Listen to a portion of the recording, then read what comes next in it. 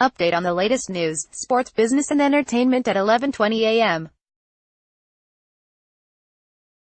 EDT Trump-Kim Summit. The latest. Senator says Kim already can claim some success. Singapore, AP. The top Democrat on the Senate Foreign Relations Committee says the North Korean leader has already achieved some success just by bringing the American president to the table. Sen.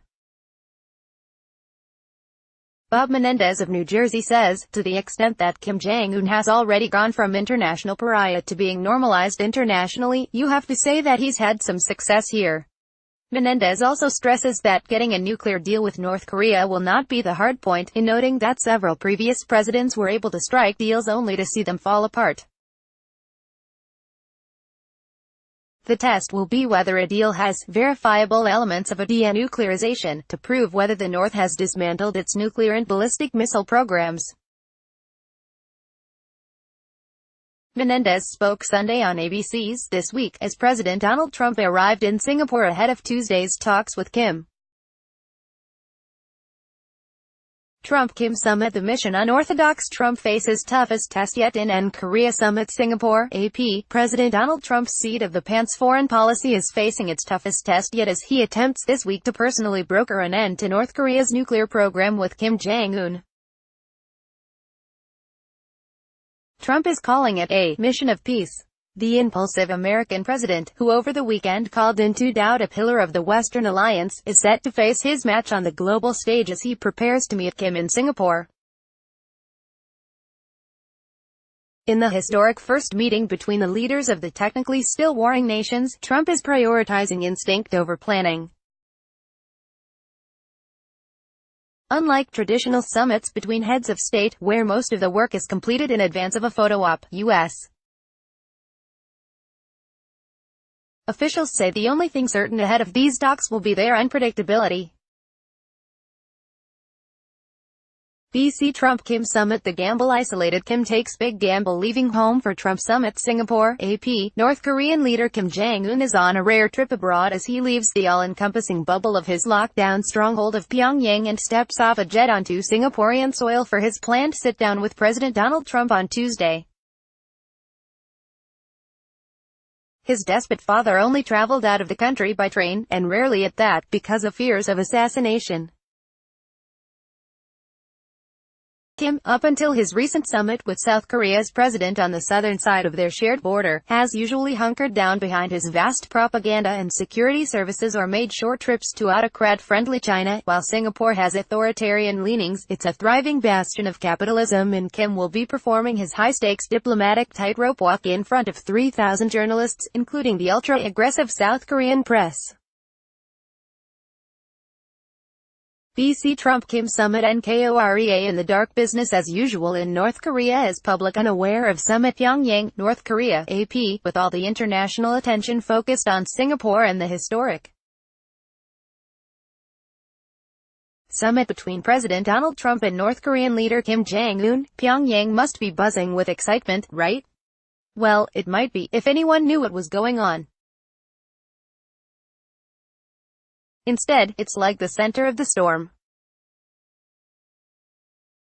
Few sources of information other than the state-run media, gossip and word-of-mouth. Most North Koreans are still largely in the dark about the momentous, and potentially life-changing, events that are about to take place outside of their isolated nation.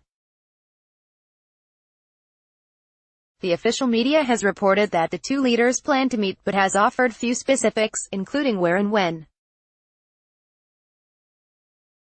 There was no official word that Kim had left the country Sunday.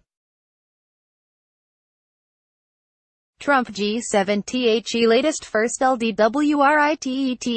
The latest. White House ramps up verbal attacks on Trudeau. LAMALBAIE, Quebec, AP. The White House is escalating its verbal attacks against Justin Trudeau, the Prime Minister of close American ally Canada. President Donald Trump's trade advisor says there's a special place in hell for any foreign leader that engages in bad faith diplomacy with President Donald J.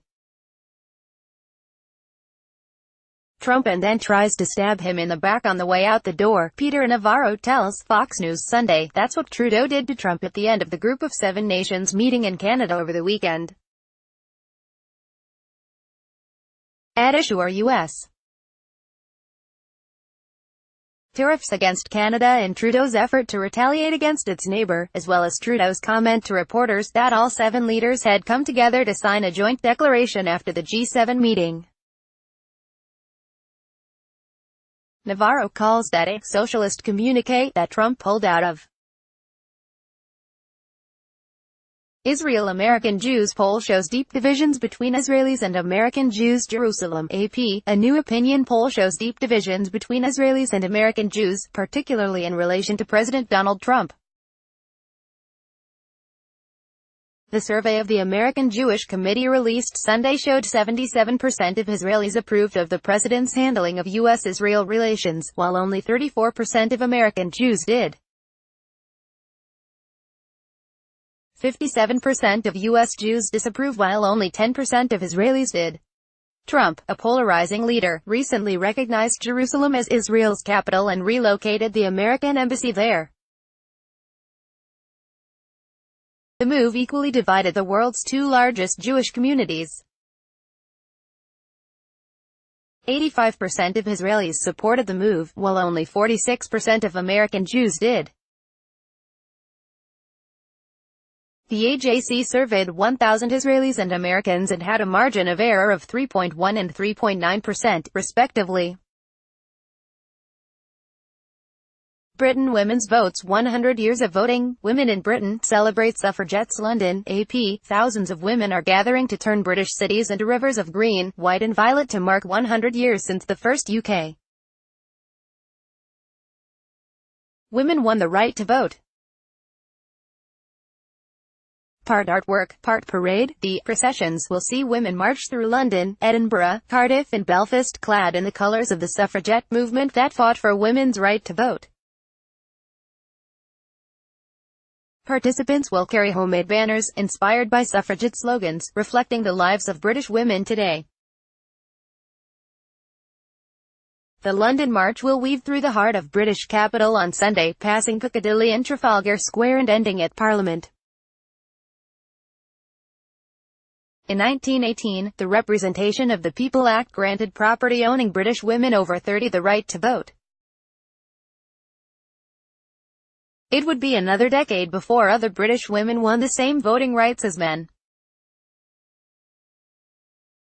BC Trump Merkel G7 ICONIC image body language. Photo of Merkel. Trump captures G7 tensions. Frankfurt, Germany, AP. One photo is telling it all about tensions at the G7 summit. A picture of U.S. President Donald Trump and German Chancellor Angela Merkel displaying less than friendly body language is turning out to be a defining image of the contentious meeting of the group of 7 leaders of the world's advanced economies. The picture, snapped by German government photographer Jesko Denzel, shows a standing Merkel with hands firmly planted on a table staring down at Trump, who is seated with his arms folded and eyes glaring. Japanese Prime Minister Shinzo Abe stands next to Trump as French President Emmanuel Macron leans in next to Merkel. The photo was tweeted by Merkel spokesman Stefan Seibert. Shortly afterward, the White House issued a photo showing Trump speaking as Merkel, Abe and Canadian Prime Minister Justin Trudeau listen. Europe migrants. Spain rescues 231 migrants crossing Mediterranean Sea. Madrid, AP. Spain's Maritime Rescue Service says it has saved 231 migrants trying to cross the Mediterranean Sea to reach Europe.